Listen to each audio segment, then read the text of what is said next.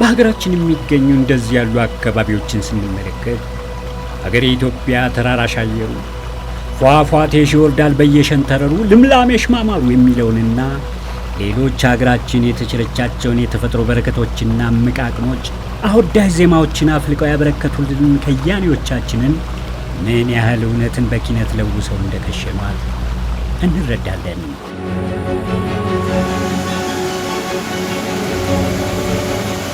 በአካባቢው ራስጌ ላይ ሸንቃጣ ሽንጡን ለ45 ኪሎ ሜትሮች ያህል ለጥጦ እንደ ተንጣለለ የሚታየው የፊንጫ ሰው ሰራሽ ሐይቅ አካባቢውን ለነፍስም ሆነ ለሥጋ ምቾትን የሚቸር ጸጋና ውበትን አጎናጽፎታል።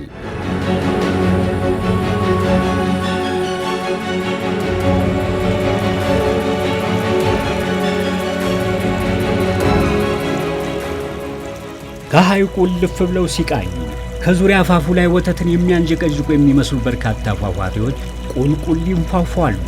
የፏፏቴዎቹን አወራረድ ተከትለው አይኖችን ሲሰብሩ የገበቴ ቅርጽ የያዘ መልክዓ ምድር ይገጥሞታል። ገበቴው ወለል ላይ የተነጠፈውን ልምላሜ ሲመለከቱ ደግሞ የኤደን ገነትን ያገኙ ያህል ይሰማዎታል። አባቶቻችን የዚህን ሸለቆ ድንግል መሬት በላባቸው ቢያረሰርሱት የተትረፈረፈ ጸጋና በረከት እንደሚያሳፍሳቸው ተረድተው ደፋ ቀና ማለት የጀመሩት ከግማሽ ምዕተ ዓመት በፊት ነበር።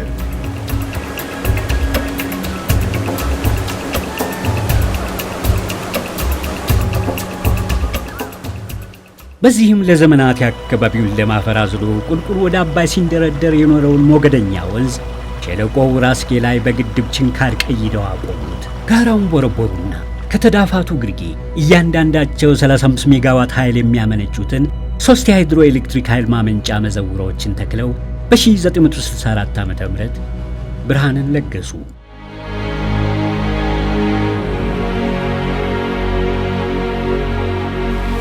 ከጥቂት ዓመታት ፋታ በኋላ ደግሞ ግርጌ ላይ ተንጣሎ በሚገኘው 67000 ሄክታር ድንግል ሸለቆ ውስጥ መዘውሮቹን ዘውሮ የሚወጣውን ውሃ የሚጠጡ የሸንኮራ አገዳ ማሳዎችን በሰፊው ለማንጠፍ ሲቀጥልም ከአገዳ ወለላ 100 ሺዎች ኩንታል ስኳርንና ሚሊዮኖች ሊትር ነዳጅ አክሉን ኢታኖልን ጨምቆ የሚያወጣ ፋብሪካን የማቋቋም መሻታቸውን ወጥነው ወደ ተግባር ገቡ።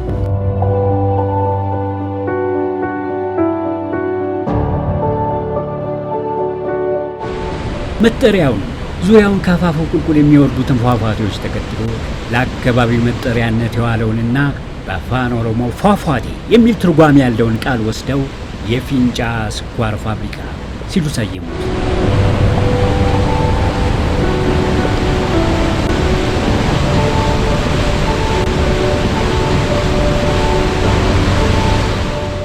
የፊንጫ ስኳር ፋብሪካ መቼ በማንና እንዴት ተቋቋመ? ፋብሪካው ከጥንስሱ ጀምሮ የተጓዘባቸው መንገዶች፣ ያሳለፋቸው ውጣ ውረዶች፣ ያስመዘገባቸው ስኬቶች፣ የገጠሙት እክሎችና የወሰዳቸው የመፍትሄ እርምጃዎችስ ምን ይመስላሉ?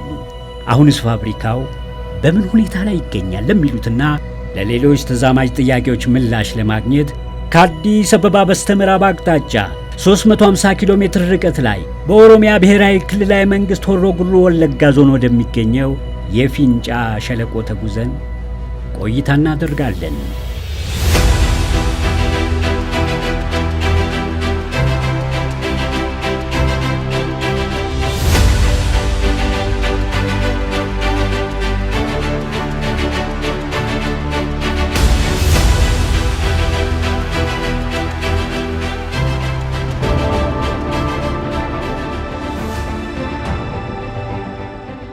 በ1969 አካባቢ ነው። አዋጪ መሆኑ ከታወቀ በኋላ በፋይናንሻል ሪሶርስ እጥረት ብቻ ለ10 ዓመትና ከዛ በላይ ቆይቷል ማለት ፕሮጀክቱ ወደ ስራ ሳይገባ።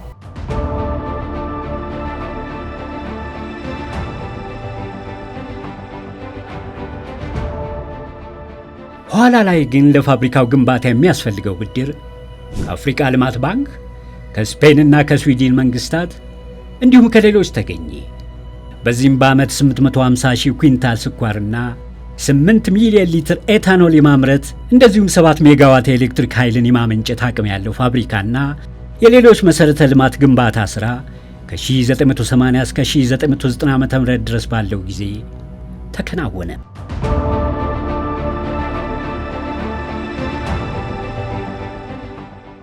ከዓመት ውጣ ውረድ በኋላ የፍንጫ ስኳር ፋብሪካ በ1991 ተመረቀ። ያው ከተመረቀ በኋላ ስኳርና ኢታኖል ነጭ ስኳርና ኢታኖል ተመረተ። አየን፣ ደስ አለን። ለመጀመሪያ ጊዜ 850 ሺህ ኩንታል ስኳር ፋብሪካን 12 ሚሊዮን 8 ሚሊዮን ሊትር ኢታኖል የሚያመርተው ፋብሪካ ከ1.1 ሚሊዮን ኩንታል በላይ ስኳር ያመረተበትና ያ ደግሞ የዲዛይን ካፓሲቲው 30% ማሻሻያ የተደረገበት ሁኔታዎች እንዳሉ ይታወቃል።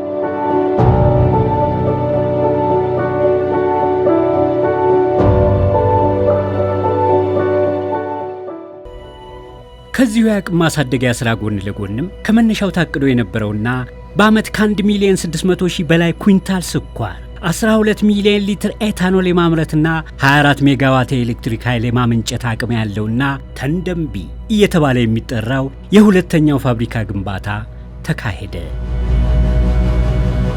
ከህንዱ የኤግዚም እንዲሁም ከኢትዮጵያ ንግድና ልማት ባንኮች በተገኘ ብድር የተከናወነው የዚሁ ፋብሪካ ግንባታም በ2005 ዓ.ም ተጠናቀቀ።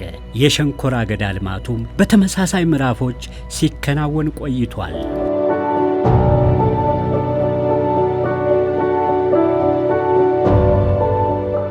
የሸንኮራ አገዳ ልማቱም በተመሳሳይ ምዕራፎች መከናወኑን ቀጠለ።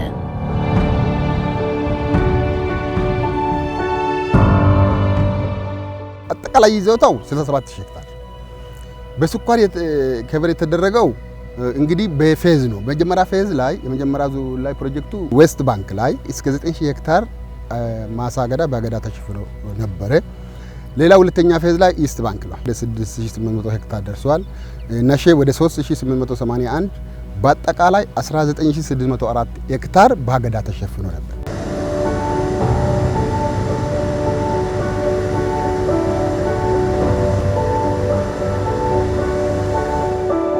ይህ ይሁን እንጂ ፋብሪካው ባለፉት 27 ዓመታት ዕድሜው ከፍተኛ የተባለውን ምርት ማምረት የቻለው የአቅሙን ግማሽ ያህል ማለትም በዓመት 1.3 ሚሊዮን ኩንታል ስኳር ብቻ ነበር።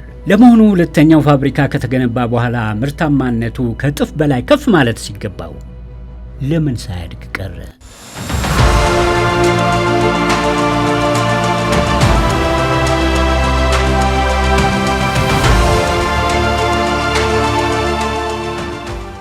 ከ1990 ጀምሮ እስከ 2002 ለፋብሪካችን በጣም ወርቃማ ጊዜ ነበር።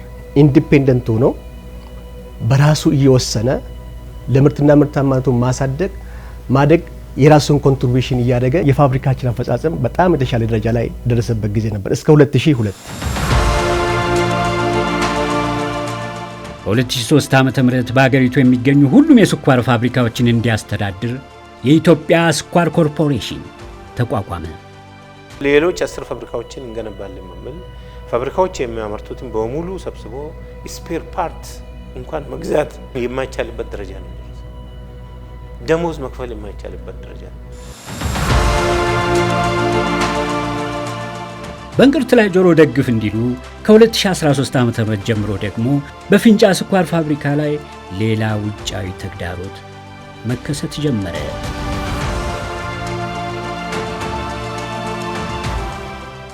2013 ጀምሮ ደግሞ ፊንጫ ስኳር ፋብሪካ በታሪካችን አይተን የማናውቀው የጸጥታ ችግር ደግሞ ተፈጥሮብናል ማለት ነው። ይሄ ደግሞ ቶታሊ እየቀነሰ ያለውን አፈጻጸም ጸጥታ ችግሩ ደግሞ ሲጨመርበት ቶታሊ ፋብሪካችንን ክፉኛ የጎዳበትና ኢቭን ኤግዚስት እስከ ማድረግ ማቃት ደረጃ ድረስ የደረስንበት ሁኔታዎች ነበሩ።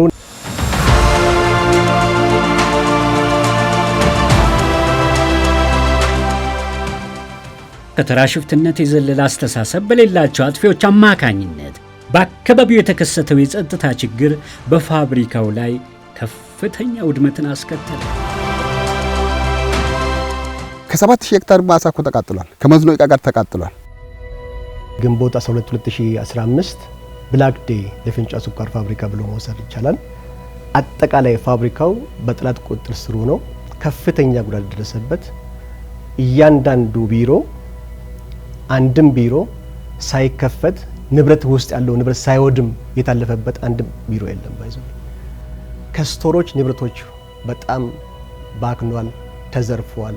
ፋብሪካውን የሚያንቀሳቅሱ ትላልቅ ሶፍትዌሮች ተወስዷል። የፋይናንስ ዳታዎች፣ የፋይናንስ ዶክመንቶች፣ እዚህ አካባቢ ላይ ሲንቀሳቀስ የነበረው ተሽከርካሪ ወደ 17 18 ትራክተር፣ ሞተር ሳይክል ቶታሊ ከዚህ ኮማንድ ኤሪያ ተወስዶ ተወጦ የተቃጠለበት በዛው ቀን በአንድ ቀን ብቻ ወደ 238 ሚሊዮን ሀብት ነው የወደመው። ከዛ ጀምሮ ከመጀመሪያ ደግሞ ከ2012-13 ጀምሮ ደግሞ እስከ 2015 አንድ ላይ ደግሞ ወደ 5.5 ቢሊዮን ሀብት የድርጅቱ ወድሟል ማለት ነው። አጥፊዎቹ የነፍሰ ጡሮች፣ የታማሚ ህፃናትና የሌሎች ታካሚዎች መገልገያ የሆኑትንና ህሙማንን ለተሻለ ሕክምና በማጓጓዝ ላይ የነበሩ አምቡላንሶችን ጭምር የጥቃታቸው ሰለባ አድርገዋቸዋል።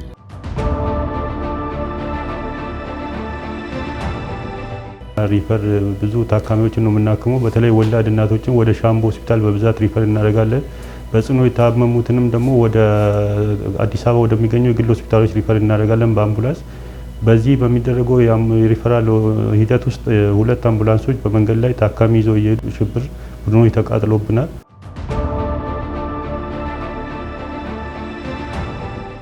የሽብር ጥቃቱ በድርጅቱ ላይ ከገንዘብ ኪሳራውን በላይ የፋብሪካውን ህልውና ለአደጋ ላጋለጡ ችግሮችም መንስኤ መሆኑ አልቀረም።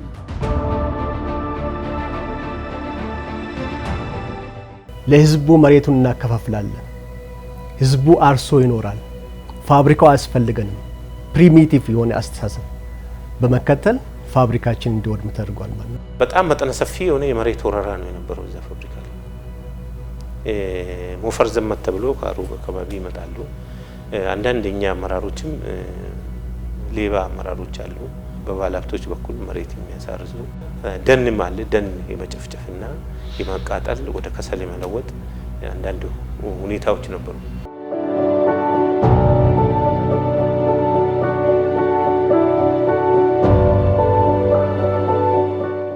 ፋብሪካው ይህ ሁሉ ተደራራቢ ችግር ቢደርስበትም በስራ አመራሩና በሰራተኛው ጥንካሬ፣ መስዋዕትነትና መግባባት የምርት ሂደቱ ሳይቆም ቀጥሎ መዝለቅ ችሏል።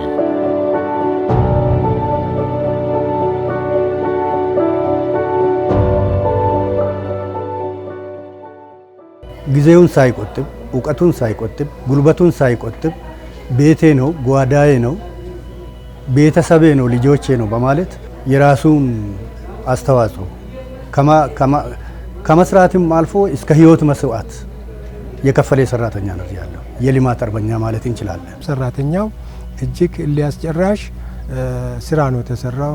መሳሪያዎችን በመጠገን እነዚህ ሞዲፊኬሽኖችን በመስራት እንዲተካ በማድረግ የውጭ ግዢን ብቻ ቁጭ ብሎ ከመጠበቅ ይልቅ ራሱ ሰርቶ መስራት የሚችለውን መገንባት የሚችለውን ገንብቶ ፋብሪካው ጠላት እንዳሰበው እንዲዘጋ አስቦት ያደረገው ነገር ሳይሳካ ቀርቶ ፋብሪካው የበለጠ ተንሰራርቶ እያመረተ ነው ያለው።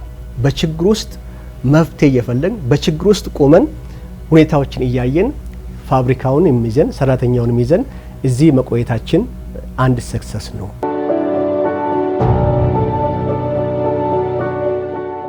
መንግስት ኢትዮጵያ ታምርት የሚለውን የልማት አቅጣጫን ቀይሶ ተግባራዊ ማድረግ መጀመሩን ተከትሎ የፊንጫ ስኳር ፋብሪካን ሁኔታን ያስተካክላሉ ከተባሉት እርምጃዎች መካከል ግንባር ቀደሙ ተግባራዊ ተደረገ።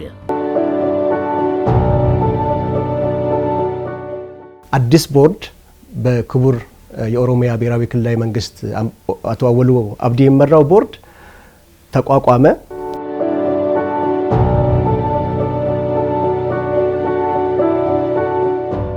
ይህንን ተከትሎ የመጣው ተግባር ደግሞ የፋብሪካውን ቀጣይ የጉዞ አቅጣጫን መተለም ሆነ። አዲሱ የስራ አመራር ቦርድም ወደ ስራ ሲገባ አንዱና ዋናው ኢምፕሊመንት እንዲደረግ የወሰነውና ኢምፕሊመንት ያደረገው የ5 ዓመት ስትራቴጂክ እቅድ ነው። የተዘጋጀው የ5 ዓመታት ስትራቴጂክ እቅድ 2017 ዓ.ም ለዝግጅት ምዕራፍ መድቦ በቀጣይ ዓመታት መሳካት አለባቸው ያላቸውን የነጠረው ግቦችን ነደፈ። በዚህም በ2018 ዓ.ም የምርት ዘመን ፋብሪካው በታሪኩ ያመረተውን ከፍተኛ የምርት መጠን ማለትም 1.3 ሚሊዮን ኩንታል ስኳርና 8 ሚሊዮን ሊትር ኢታኖልን ማምረት፣ በ2020 እና በ2021 ደግሞ የፋብሪካውን ሙሉ የማምረት አቅም አሟጦ መጠቀም ከሚቻልበት ደረጃ ላይ ከመድረስም ባሻገር በሸለቆው ውስጥ የአንድ አዲስ ስኳር ፋብሪካ ግንባታን ማስጀመር የሚሉትን በአንኳር ግብነት አስቀምጧል። በአሁኑ ወቅትም ፋብሪካው እነኚህን ግቦች ለማሳካት ከፍተኛ ርብርብ በማድረግ ላይ ነው። ቀደም ሲል የተከሰቱ ችግሮችን ቀርፎ ለተሳለጠ የምርት ሂደት አስቻይ ሁኔታዎችን የመፍጠሩ ተግባር በ2016 ዓ.ም ከስትራቴጂክ እቅዱ ዝግጅት ጎን ለጎን ሲካሄድ ቆይቷል። የጸጥታውን ችግር በተለይ ከአካባቢ መስተዳድር ከጸጥታ ኃይሎች ከመከላከያ ጋር ሆነን አካባቢ ላይ ሰፊ የሆነ ርብርብ አድርገን እዛ አካባቢ የሚንቀሳቀሱትን ጸረ ሰላም ኃይሎች ላይ የማዳግም እርምጃ እንዲወሰድ የተደረገበትና በአካባቢ አንጻራዊ ሰላም እንዲሰፍን የተደረገበት ሁኔታ ነው ያለው። ብዙ ሺህ ሄክታር መሬቶችን ወደ ፋብሪካ የመለስንበት ሁኔታ ነው። ስለዚህ የፋብሪካ ህልውና ማረጋገጥ ማለት አንደኛ ወሰኑን የማስከበር ጉዳይ። በአሁኑ ሰዓት ፋብሪካው የራሱን ወሰን አስከብሮ የራሱን የልማት ስራ እየሰራ ያለበት ሁኔታ ነው አለው።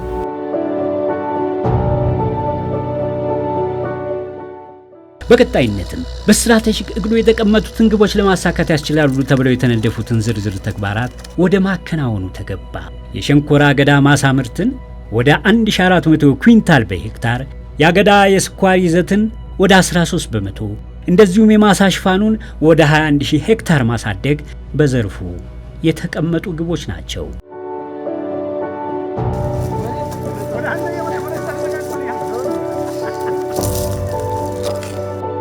ፋብሪካዎቻችን ማዳበሪያ እንኳን የማያገኙበት ሁኔታ ነው ነበር።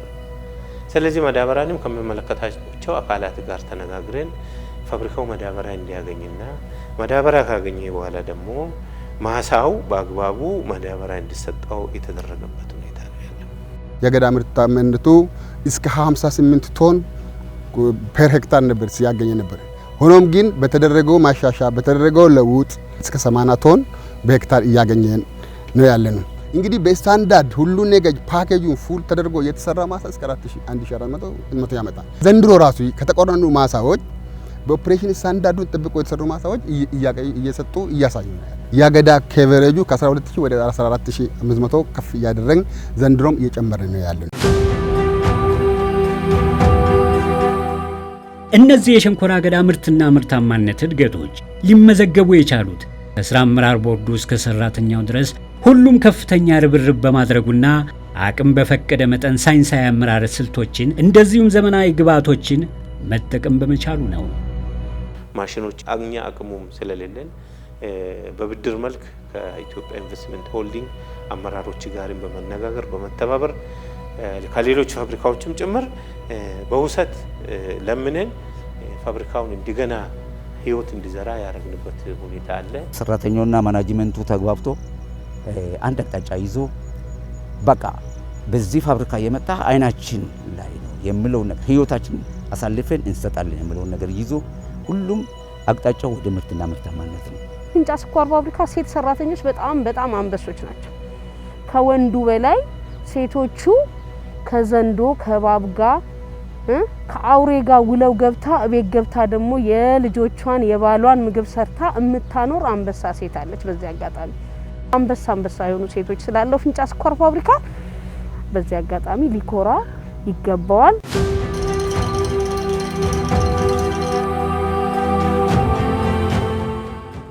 አዲስ ቴክኖሎጂ ያወጣን ድርጅቱን ወይም ፋብሪካውና እርሻ ኦፕሬሽኑን እየደገፍ እንገኛለን። ወደ 6 ዝርያዎች እርሊ ቶሎ የሚደርሱ ዝርያዎች ለፋብሪካ ኤፊሺየንሲ የሚጨምሩ ታውጥተን አሁን እየሰፉ ነው ያሉት። ያም ሆኖ ግን አስፈላጊ በሆኑ መሰረተ ልማቶች ማሽነሪዎችና ግብዓቶች ላይ ያሉ ከአቅም ጋር ተያይዞ ሊቀረፉ ያልቻሉ ችግሮችና ጥረቶች አሁንም ጎታች ምክንያቶች በመሆን ላይ ናቸው።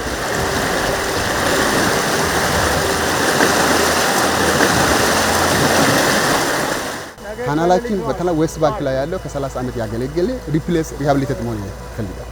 ሌላ ፓምፖች ናቸው። ፓምፖቹ ያረጁ ለስም ነው እንጂ የሚፈለገውን ውሃ መጠን ሰክ እያደረጉ ለአገዳ ያቀርባል። ስለዚህ ከአንዱ ማሳ ወጥተን አንዱ ማሳ ላይ እናደርጋለን። ስለዚህ የመስኖ ዕቃ፣ የፓምፕ፣ የካናል ሪሃቢሊቴሽን የማሽነሪ ጋር ታይዞ ያለው ነገር ይገዛ ይፈልጋል። እነዚህ ስፔር ፓርቶች መሟላት ያለባቸው ብዙ የጎደሉ ያረጁ ማቴሪያል ነው ያለ ነው የምንሰራበት። ይሄ ነው የሚያስፈልገን ማቴሪያል ብዙ ይኖራል። የፊንጫ ስኳር ፋብሪካ በእነኚህ ሁሉ ጥረቶች ውስጥ ቢሆንም በተደረጉት ያላሰለሱ ጥረቶችና ርብርቦች ከ2016 ዓ.ም ጀምሮ የታለሙ ግቦችን አሳክተው ተስፋን ያለመለሙ የምርት እድገቶችን በማስመዝገብ ላይ ነው።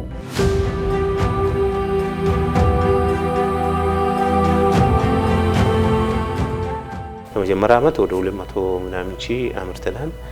በሁለተኛ ዓመት ባለፈው ዓመት ወደ 380 ሺህ ኩንታል አካባቢ አምርተናል። 2017 ላይ ያመረነው ምርት ከእቅዳችን አኳያ የተሻለ አፈጻጸም ስለሆነ ሰራተኛ የሁለት ወር ደሞዝ ቦነስና 2 እርከን ያገኘበት ያም ደግሞ የባለቤትነት ስሜቱን መልሶ ያነቃቃበት የስራ ባይሉን ያሻሻለበት ሁኔታዎች ነበሩ ማለት ነው። በዘንድሮው ዕለት 3 ወር ባልሞላ ጊዜ ውስጥ 420 ሺህ ኩንታል ስኳርና 4.5 ሚሊዮን ሊትር ኢታኖል ለማምረት ችለናል። ደሞዝ ካለመክፈል ወደ ፕላቲኒየም ግብር ከፋይነት የደረስንበት ሁኔታ ነው ያለው። ራሱን መብላት የጀመረ ፋብሪካ አሁን መልሶ ህዝቡንና አካባቢን ነው መንግስትን መመገብ የጀመረበት ሁኔታ ነው አሁን ፋብሪካ ያለው ማለት ነው።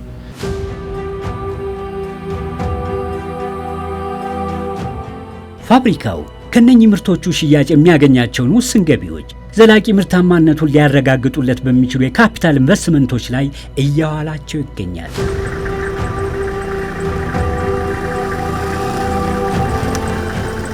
ሞተር ሳይክሎችን ግዢ ፈጽመን አጠቃላይ የፕላንቴሽን ፎርማኖች በሞተር ሳይክል እንቅስቃሴ ማድረግ ጀምሯል። ሁለተኛ ገልባጭ መኪኖችን ግዢ ፈጽመናል። የተሽከርካሪ ግዢዎችን ለመፈጸም 30% ክፍያ ከፍለን የፋይናል ሲደርስ 70%ን ለመክፈል ዝግጁ ነን፣ እየጠበቅን እንገኛለን። በራሳችን እስካቫተርም ገዝተናል፣ ግሬደርም ገዝተናል፣ ሎደርም ገዝተናል። ይህም በቂ አይደለም። 72 ኪሎ ሜትር ነው ራዲየሱ ያለው። ይህን እያንዳንዱ ዋና መንገድና ኢንፊልድ ማሳውጽም ይሄን ለመስራት ትልቅ ማሽነሪም ያስፈልገናል ማለት ነው። የኢትዮጵያ ኢንቨስትመንት ሆልዲንግ 600 ሚሊዮን ብር በብድር መልክ እንዲሰጠን ተደርጓል። ያ የመስኖ ዕቃን ለመግዛት ትራክተር ክቡር የሥራ አመራር ቦርድ ሰብሳቢያችን በሲንቄ ባንክ በኩል በኬኛ በኩል እንዲቀርብልን 15 ጆንደር ትራክተሮች አሁን መጥተው ኦልሞስት ጅቡቲ የደረሱ ነው።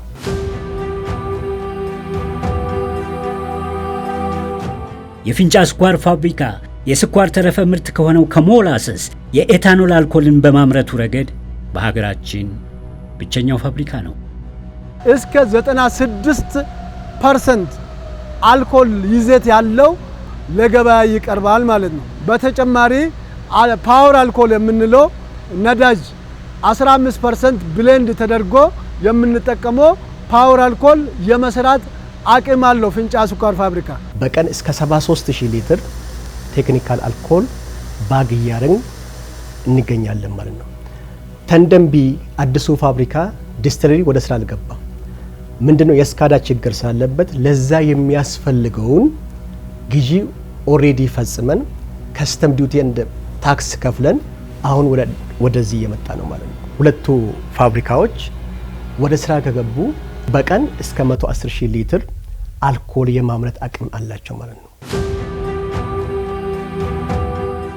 የፊንጫ ስኳር ፋብሪካ የአገዳ ገለባን በማገዶነት በመጠቀም በአራቱ የውሃ ማሞቂያ ጋኖች ወይንም ቦይለሮች አማካኝነት የሚያስገኘውን የእንፋሎት ኃይል ለስኳር ማምረቻነትና ኤሌክትሪክን ለማመንጨት ይጠቀምበታል። አሁን ትልቁና ዋናው ድጋፍኛ የምንፈልገው በተንደንቢ 4 ሜጋዋት የሚያመነጨው ነው። አንዱን መጠገን እንደሚችሉ አንዱ ግን ወደ ህንድ ተጓጉዞ እቃው ሄዶ እዛ ጥገና መደረግ እንዳለበት የነሱ ባለሙያዎችም ወስኖ ነው ያሉት። ያን እኛ ማድረግ አልቻልንም ከገንዘብ ችግር መቋያ። ግን አንዱ 12 ሜጋዋት የሚያመነጨው ፓወር ተርባይን የሚያስፈልገው እቃ ሁሉ ነገሩ ግዢ ተፈጽሞ ሀገር ውስጥም ገብቶ ወደ ፋብሪካችን እየተጓጓዘ ይገኛል። ፋብሪካው በጠቅላላው ለራሱ የሚፈልገው 21 ሜጋዋት የኤሌክትሪክ ኃይል ብቻ ስለሆነ ከሚመለከታቸው አካላት ድጋፍ አግኝቶ በሙሉ ኃይሉ ማመንጨት ሲችል ትርፉን 10 ሜጋዋት ወደ ብሔራዊው ቋት የሚያስገባው ይሆናል።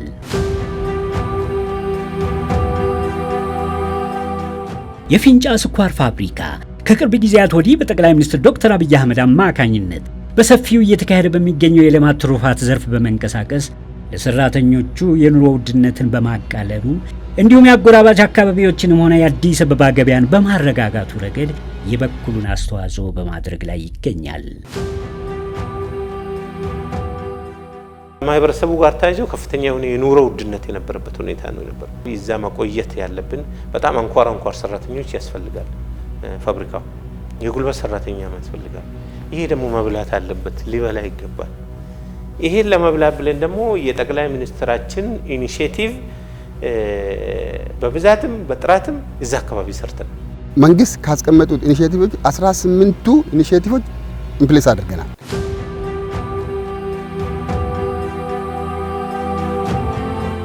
ዛሬ ላይ እስከ 75 ሄክታር የሚደርስ ሙዝ ማልማት ችለናል። ለአካባቢው ማህበረሰብ በ30 ብር 1 ኪሎ ግራም ሙዝ እያቀረብን እንገኛለን። ፓፓያ በ25 ሄክታር ላይ እያለማ እንገኛለን። ለሰራተኛ 1 ኪሎ ግራም በ15 ብር ነው እየቀረበ ያለው። የሰብልና የአገዳ እህሎች ልማትም የእንቅስቃሴው አካል ነው። በቆሎ፣ ስንዴ፣ ሩዝ፣ ጤፍ፣ ማሽላ ይመረታሉ። የጥራጥሬ እህሎች እናመርታለን።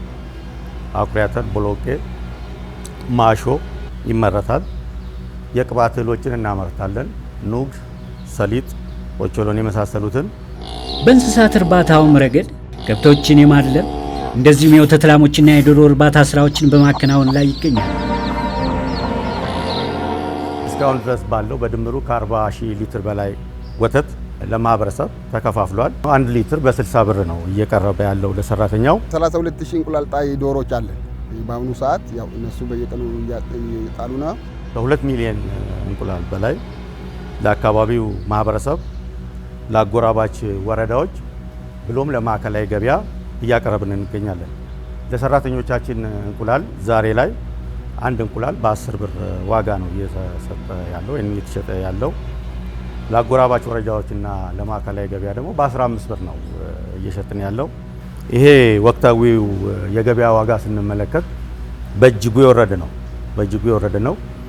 እዚህም ላይ ድርጅቱ ይህንን ኃላፊነት ወስዶ በመስራቱ በርካታ ጠቀሜታዎችን አበርክቷል ማለት ይቻላል። ለሰራተኛው ብቻ ሳይሆን በማዕከላዊ ገበያ ደረጃም እየፈጠረ ያለው ተጽዕኖ ቀላል የሚባል አይደለም። በዚህም ከ800 ሺህ እንቁላል በላይ ለማዕከላዊ ገበያ አቅርበናል ማለት ነው። ተጓዳኝ ምርቶች አሉ። በምግብ ራሱን ይችል ዘንድ ሙዝ አለ፣ ፓፓያ አለ፣ እንቁላል አለ፣ ወተት አለ፣ የተለያዩ ቲማቲሞች አሉ፣ ሽንኩርቶች አሉ። ስለዚህ ፊንጫዋ ስኳር ፋብሪካ ራሱን ለመቻል አሁን ደግሞ ማስታወቂያ ወጥቷል። አሁን በቆሎ ለሰራተኛው ለመሽጠት፣ ቀጥሎ ጤፍ። የጠቅላይ ሚኒስትራችን ኢኒሼቲቮችን በደንብ እዛ ጋር ሰርተን በአሁኑ ሰዓት ከዛ ተርፎ ለአካባቢ ገበያ እስከ አዲስ አበባ ገበያ ለበዓላት ጊዜ ከዛ ነው የምንጭነው። ፓፓይ ከዛ እንጭናለን፣ ሙዝ ከዛ እንጭናለን፣ ሽንኩርት ከዛ እንጭናለን፣ እንቁላል ከዛ እንጭናለን፣ በቆሎ ከዛ እንጭናለን፣ ስኳር ከዛ እንጭናለን። ከዛ አካባቢ አሁን ለአካባቢ ገበያና ለአዲስ አበባ ገበያ የማይጫን ምርት አይነት በ5 ዓመት ስትራቴጂ እቅዳችን ላይ በመጨረሻ 15000 ሄክታር በተጓዳኝ ምርቶች እንሸፍናለን። የወተት ላሞችን 500 ከብቶች እናደርሳለን። ዶሮ እንቁላል ጣይ ዶሮዎችን 100 ሺህ እናደርሳለን። ፋትኒንግን 1000 እናደርሳለን። ይሄ ክሊርሊ ተቀምጧል። የአካባቢው ምህዳር ሚዛኑን ጠብቆ መሄድ መቻሉ በፋብሪካው ምርታማነትና ህልውና ላይ ቀጥተኛ ተጽዕኖ አለው። ይህን ለማረጋገጥም በደን ልማቱ ዘርፍ ሰፋፊ ስራዎች ተከናውነዋል። አሁን ባለን አቅም እስከ 500 ሺህ የሚደርስ የተለያዩ የደን ዛፎችን በማፍላት በማዘጋጀት በየአመቱ እንተክላለን። በዚህ በያዝነው አመት 2 ሚሊዮን ችግኝ በማልማት በስፋት ለመስራት ሁኔታዎችም እየፈቀዱ ስለሆነ ይሄንን እናሳካለን ብለን እንገምታለን። ይሄንን ስናደርግ የአፈር ጥበቃውም በዛው ልክ እየተሻሻለ ይሄዳል ማለት ነው።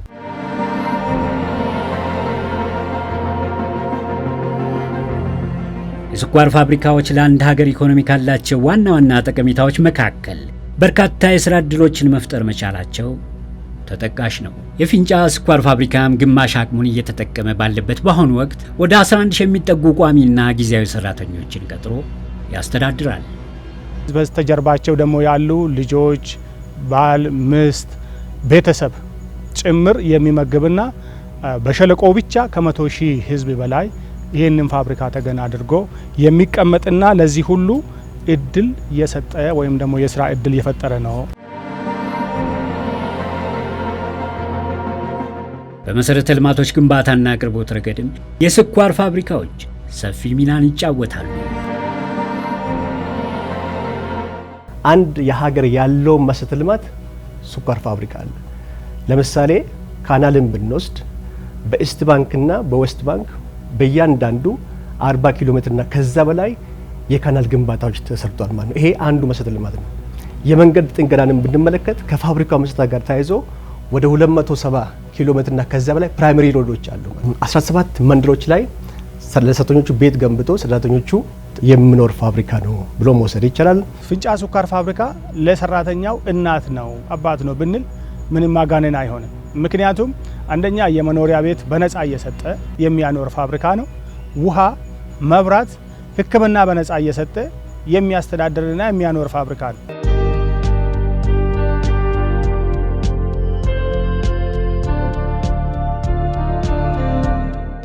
በአጠቃላይ 13 ትምህርት ቤቶች ከመጀመሪያ ጀምሮ እስከ አሁን የተሰሩትም ወንበሮቹም የሚያስፈልጋቸውን ግብዓቶች በአጠቃላይ ቢሟላው በፋብሪካችን።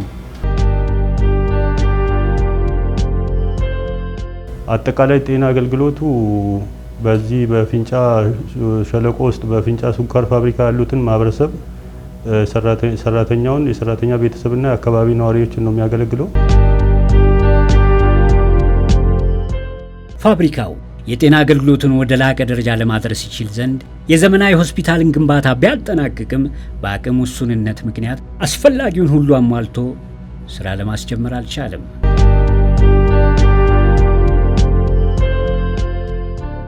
የፊንጫ ስኳር ፋብሪካ ማህበራዊ ኃላፊነቱን ለመወጣት የሚያስችሉትን በርካታ ተግባራት በማከናወን ላይ ነው።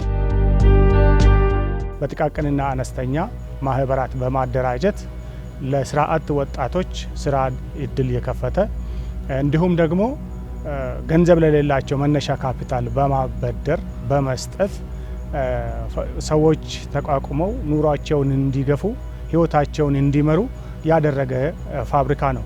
ያደራጀን ፊንጫ ስኳር ፋብሪካ ነው። ቁጭ እያለን ብድር ሰጥቶን ገንዘብ ማለት ነው እና ቦታውንም አዘጋጅቶልን እሱ ነው ወደ ስራ እንድንጀምር ያደረገን። ዲኤስቲቪ እና ፑል ነን እና ሌሎችም ተደራጅተው ስራ ላይ ያሉት አሉ። ስራውን እየሰራን አለን። ሴቭም እያደረግን ነው የምናገኘውን ገንዘብ ማለት ነው። ድርጅቱ ጡረታ ያወጡትን አልጣላቸው፣ ይንከባከባቸዋል፣ ይረዳቸዋል። መቋቋም አለባችሁ። እናንተ ማድረግ ያለባችሁ ቤት ስሩ፣ ሱቅ የሚሆን ለጸጉር ቤት የሚሆን ሌላ መዝናኛዎችን የሚሆን ቤት ስሩ፣ መብራትን ይሰጣላችኋለሁ አለን። ወዲያው መብራቱን አስገባልን፣ ወፍጮም ሰጠን። ወፍጮአችን አሁን እየፈጨን እግዚአብሔር የተመሰገነ ነው። ፊንጫ ስኳር ፋብሪካ ይኖርልን።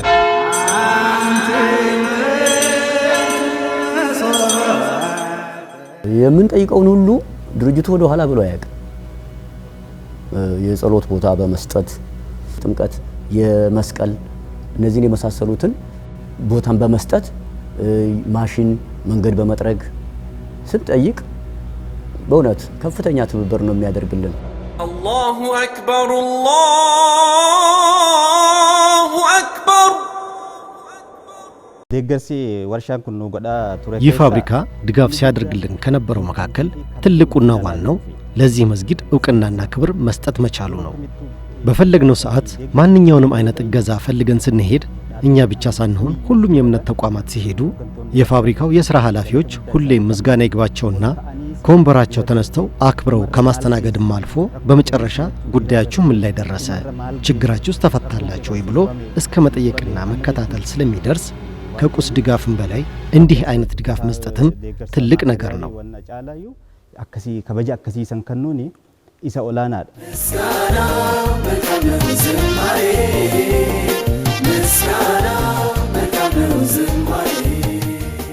ከመሬት መስጠት ጀምሮ ማለት ነው አስፈላጊ የሆኑትን ነገሮች ለቤተ ክርስቲያን የምንጠይቀውን ነገር ከጎናችን በመቆም የእግዚአብሔር ስራ እንዲሰራ ብርቱ ስራ ነው ሲያደርግ የነበረው ማለት ነው ፍንጯ ስኳር ፋብሪካ።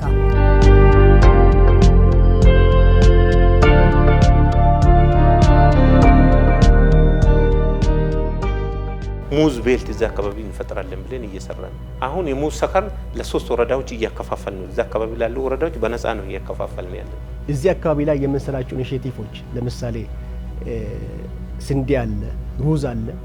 እዚህ ያመረነውን ምርት እንደ ዘሮ ሆኖ አጎራባች ወረዳዎችን እየተጠቀሙ ይገኛሉ ማለት ነው። ትልቁና ዋናው ነገር እኔ አሁንም እዚህ አካባቢ ላይ ማስመር የሚፈልገው ፋብሪካው የብዙሃን ፋብሪካ ነው። ፊንጫ ስኳር ፋብሪካ ባለፉት 2 እና 3 ዓመታት ከ15 ዓመታት በላይ ከግማሽ አቅሙ በታች ወርዶ እንዲያመርት አንቀው የቆዩትን ውጫዊና ውስጣዊ ችግሮች እየቀረፈ ምርታማነቱን በማሳደግ ላይ ይገኛል። በዚህም በእቅዱ የመጀመሪያ ዘመንና ዘንድሮ ከፍተኛ የምርት እድገቶችን በማስመዝገብ ላይ ይገኛል። የፊንጫ ስኳር ፋብሪካ የነበሩበትን ተደራራቢ ችግሮች ደረጃ በደረጃ እየቀረፈ አሁን ከደረሰበት ደረጃ ላይ እንዲደርስ የራሳቸውን አስተዋጽኦ ያደረጉ አጋር አካላትና ኃላፊዎች የከበረ ምስጋና ይገባቸዋል። ከነኚህም መካከል የጠቅላይ ሚኒስትሩ ማክሮ ኢኮኖሚ አማካሪ ክቡር አምባሳደር አቶ ግርማ ብሩ፣ የኢትዮጵያ ኢንቨስትመንት ሆልዲንግና የኢትዮጵያ ስኳር ኢንዱስትሪ ግሩፕ ከፍተኛ የሥራ ኃላፊዎች የህይወት መስዋዕትነትን ጭምር እየከፈሉ ድርጅቱን የታደጉት የሀገር መከላከያ ሰራዊት፣ የፌደራል ፖሊስና የኦሮሚያ ክልል የጸጥታ አካላት አባላትና የበላይ አዛዦች እንደዚሁም የሆሮ ጉድሩ ወለጋ ዞንና የሱሉላ ፊንጫ ወረዳ አመራሮች ግንባር ቀደም ተጠቃሾች ናቸው። ክቡር ጠቅላይ ሚኒስትራችን በሰጡት ጥብቅ አመራር በተለይ ባለፈው ዓመት ወንጂ ሄዶ ወንጂን ጎብኝቶ በሌሎች ፋብሪካዎችም ላይ ወንጂ ላይ የተሰሩ ስራዎች መደገም አለባቸው ብሎ በሰጡት አቅጣጫ መሰረት ፊንጫም ላይም ዘንድሮ በተሻለ ሁኔታ በተሻለ አፈጻጸም በመፍጠር እና በመስፈንጠር ተጠቅመን በጣም ትልቅ ስራዎችን ሰርተን ያለንበት ሁኔታ ነው። በአጠቃላይ ስናይ አሁን ፋብሪካው ወደ ኋላ የማይቀለበስበት ደረጃ ላይ ደርሷል።